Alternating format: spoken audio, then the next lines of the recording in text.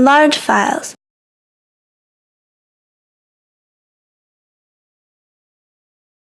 mEditor is able to open very large files.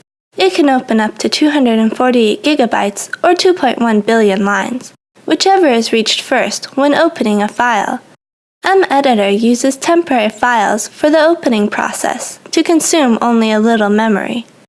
By default, mEditor uses temporary files when it opens a file larger than 300 megabytes.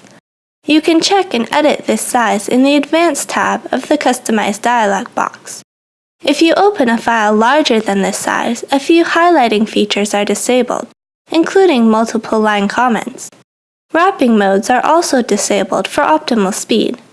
If you are opening a file larger than this size, make sure there is enough disk space in the temporary file folder. The default temporary folder is the system temporary folder, specified by the temp environment variable.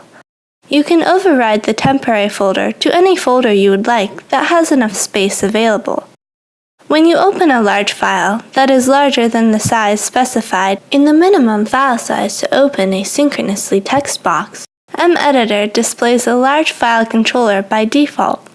The large file controller allows you to monitor the entire file size, the amount of the file already opened, and the available disk space.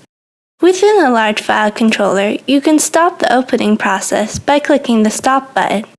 After that, you can select which portion of the file you want to open by sliding the From, To, and/or the Size slides and pressing Apply. Notice that the numbers you specify will be adjusted to the nearest new lines when opened, unless binary files are opened. You can also change the display unit between bytes and terabytes. After opening a portion of your file, editing, and saving, the whole file will be saved as one file. If you don't want this controller to appear during the opening process, you can go to the File tab of the Customize dialog box and clear the Displays Large File Controller when a large file is opened checkbox.